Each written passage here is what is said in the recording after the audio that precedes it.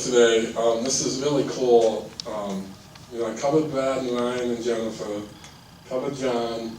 I cannot believe it. I actually had to ask who hit that shot against Walworth.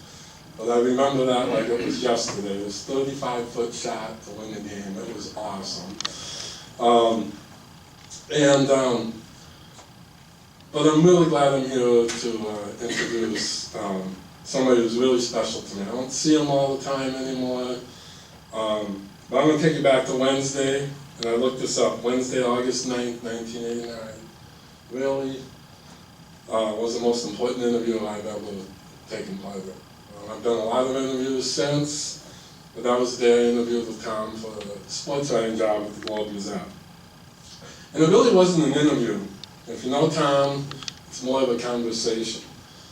And we went to eat at the Stein Inn. He asked me if I was a Vikings fan, and I said yes, and he goes, well, I'm still going to consider you. Because he's a Packer fan, but that's the one little negative about Tom I can throw out there. And then he gave me a tour of Mason City. And the first place we came was the NIACC.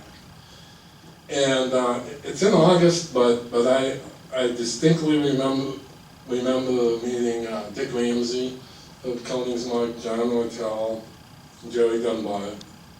And we're driving back into Mason City, and Tom, I didn't know any of the story, and he goes, NIACC is a really special place, and Mason City is lucky to have it.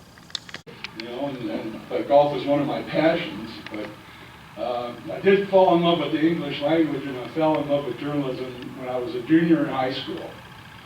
And the reason that happened was I needed a 2-hour course to pad out my year. Journalism was 2 hours. I couldn't do science, I couldn't do math.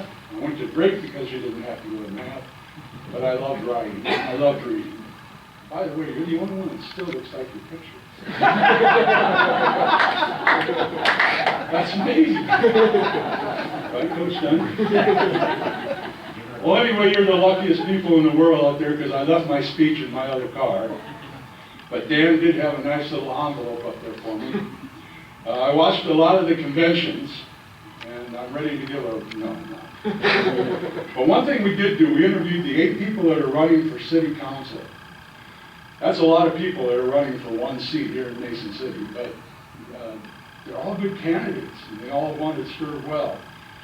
And we asked them all the same questions, and one of the questions was, what's the greatest strength about Mason City? And it's the people. Every one of them said it's the people.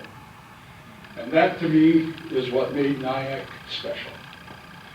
From the day I walked in, that old brick building downtown that used to be the high school, you had to go up to the 3rd floor for some classes. I was fat back then, and I couldn't hardly walk up those steps, but we made it.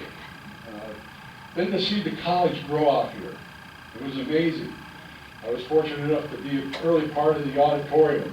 That was amazing. Peter, nice to see you. A lot of people here, I know, and I appreciate you being here. But to see the college grow, but behind every brick is a great story about a person. And when Dan called and asked me to be in the Hall of Fame, I've turned down some of that stuff because, I like to see other people succeed, but I don't like too many honors. But you don't tell Dan, they said no. And Dan's a great guy, and he's one of the people. But there was Kay Young, and Arlo Stover, and Jerry Torgerson, and of course Herb. And if you wanted to fill a book about stories, you could do one on each one of those people. But the people that make this college go, the people that make it go now, the people that made it go then, all the athletes that were so gracious to give of their time, whether it was a win or loss, you guys were great. You let us talk to you, and you gave us your heart and soul, and we loved it because we had a lot of space to fill in the paper. We needed some great quotes, and you guys provided them, and we appreciate that very much. This is a great honor for me. My family all lives in Green Bay, Wisconsin right now, where I can guarantee you we're already celebrating the victory tonight. So I wish they could have been here, but they're older now and they don't want to travel, and I don't blame them for that, just for a little thing like me going in here and but I do have some great co-workers here and friends, and going with John Ortel and the other folks. It's quite an honor, and I do appreciate it. And I think that's it, and I appreciate, I should have all these guys stand up.